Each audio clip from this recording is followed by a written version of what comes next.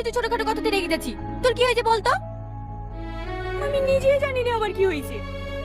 আমি তো তোকে প্রিয়াসী জাগাতের সাথে ভালোবাসা নাটক করতে বলেছি, তাহলে আমারও তো হিংসা হয়েছে কেন? ও যখন তোর দিকে তাকায়, তোকে দেখে হাসে, তোর সাথে কথা বলে, তখন আমার শরীর শরীর ওঠে। আমি আর পারছি না, আমি আকাশকে সব সত্যি বলে দেবো। তুই প্রিয়া না, আমি প্রিয়া।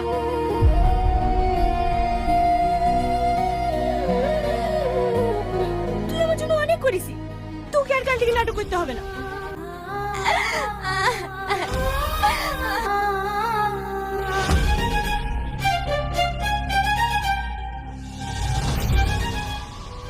এমন অসৎকে বাড়িতে জায়গা দিয়েছিল, আমার মেয়ের জীবনটা জলে পড়ে সরকার করে দিল।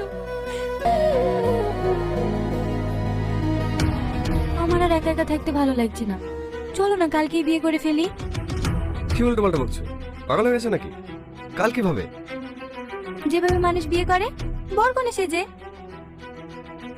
আমি কিন্তু সিরিয়াস।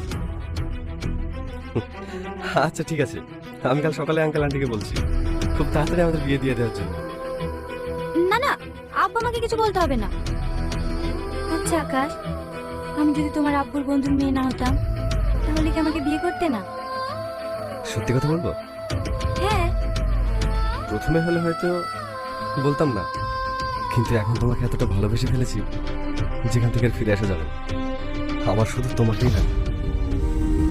সত্যি? হ্যাঁ গো, সত্যি। তুমি একটু ছাদে আসতে পারবা? তোমার সঙ্গে আমার অনেক কথা আছে। এক্ষুনি? এত রাতে? হ্যাঁ এক্ষুনি। ওকে ম্যাডাম, আসছি।